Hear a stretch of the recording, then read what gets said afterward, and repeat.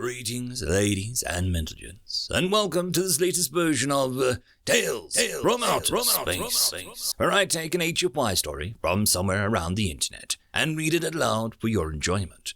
All the relevant links are down below. Like, subscribe, and all that YouTube gumph to help this video and channel grow. Anyways, as always, I hope that you enjoy. I would just like to thank the following Tier 5 patrons and channel members for supporting the channel: FallenAngel, BuzzKillington, Datamagnet, and Bob the Dragon. Thank you again. And now, on to the story. Story number 1. No Fury Greater. Written by Barsoomisreal.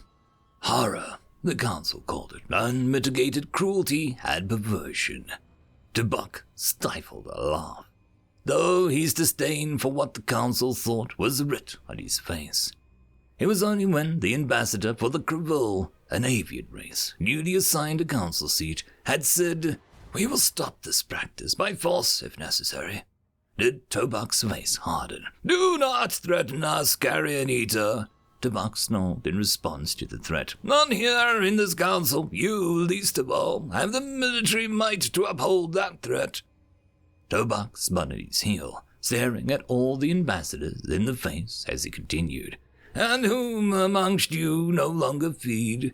Which of you no longer eat meat? Here," he pointed to the Krivillian. "You, at least, I know still eat your favored invertebrates alive. So do not think to condescend to us our eating habits." The Krivul ambassador jumped to his feet enraged. "Our food is not sentient. What you do is unacceptable." Tobak could not hold back the barking laugh this time. "Sentient? I would say the humans barely meet that criteria." "But they do meet it," the Krivul snapped, pointing at Tobak. "And just because they do not travel the stars, this does not give you the right to steal their hatchlings, to consume their flesh while they're still alive. You are a monster." Tobak's lips drew back from his fangs at a snarl. "Never before have our race tasted flesh so sweet. The pups, the children they breed are so tender, so tasty that words fail to describe.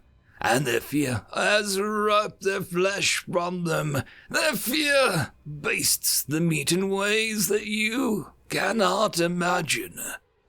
Here, a trail of dew fell from Tobak's canine jaws and hit the floor. His eyes had rolled back in his head at the mere memory of his last feast. A small, curly-haired female of 8 summers. Oh, how she screamed as he gnawed morsel after morsel from her bones. Seeming to realize that he was still before the council, he snapped out of his daydream. "Anyway," he continued gruffly, "we will not stop. We will not allow others to stop us." Here he paused for effect. "And we will destroy any who attempt to hinder us in any way." Tobak began to leave the assembly, dramatically looking back at the Krivillian as he strode for the exit, when a soft voice stopped him. "Tobak, please grace us with your presence for a few moments more. You may need to hear this." Tobak's heckles rose. Of all the council, the tree people of Madar 5 were the worst. Always, with the peace will find a way, and no one's truly alone garbage that they spewed.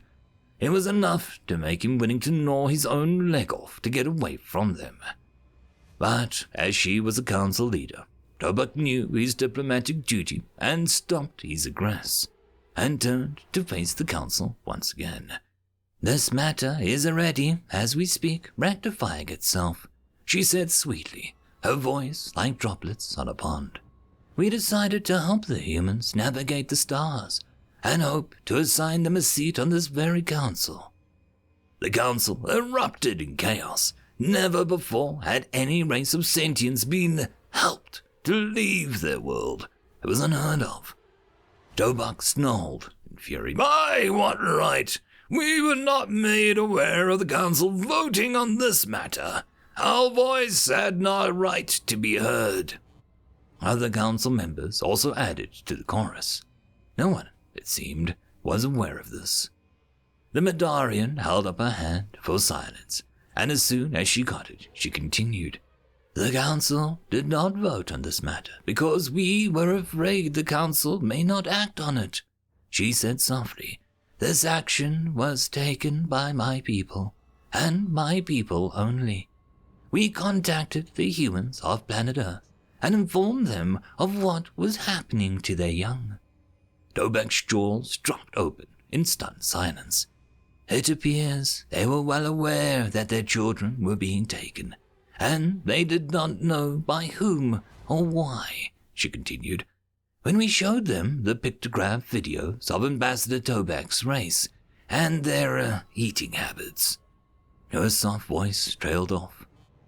It appears, she said, even softer than before, so that the council members had to increase the volume at the podiums. Humans form a very deep bond with the young, deeper than even my race does. Here she stood to a full 8 feet of height, and pointed her thin, nimble fingers at Tobek and damnation. And you, Tobek, you and your race flaunted your perversion, your pompous air of superiority in front of us. Her voice needed no artificial increase to be heard now. She was furious. No one on the council had ever seen or even heard of a Mandarian losing their temper, much less one raging at a fellow council member like she was doing now. If you dared kill the younglings of a sentient species, that would be abhorrible enough. But to strip the flesh from the living, screaming bodies, do you think that we, of all people, will allow this? Did you? She roared, her voice like thunder in the enclosed room. She sat back down, glaring at Tobek. We gave the humans the technology we have. All of it, she said, trying to regain her composure. But that would not be fast enough for what the humans asked of us. So we gave them 3 shuttles, each big enough to hold 100 humans. Tobek stood as stone. He was unsure just what was happening. The Madarian managed to give Tobek a shaky smile. Do you want to know what the humans did with the pictograph videos? They dispersed them across their entire world. Every human eye saw what you and your people did. Their military asked for volunteers for a suicide mission, as they called it. They asked for 300 soldiers. In less than 2 minutes, they had over 8,000. Yeah, she stopped and let that sink in a bit. 2 minutes, 8,000 volunteers. I heard many more tried, but they stopped accepting volunteers after 2 minutes. Tobek snarled. Do you think that this makes any difference? We will take that human world and turn it into our own personal larder. In response, the Madarian just gave a soft laugh. Oh, Tobek, she said, shaking her head softly, you will do no such thing. The humans are under our protection. Not that they need it seems. Do you know what is transpiring on your home world as we speak? Tobek's tail began to droop. What exactly was going on here? Smiling, the Madarian activated the view screen. The 300 human volunteers landed on your homeworld over an hour ago. We tried to stop them, to beg them not to throw away their lives, but they were insistent on sending a message to your people. Her eyes drifted to the view screen above her, which was broadcasting the news from Tobek's homeworld. Consider the message sent. Tobek stared at the screen. Videos of a large bipedal human warriors cycling their weapons, laying low anything that dared cross their vision. What froze his blood is that the humans had somehow been able to incapacitate his people.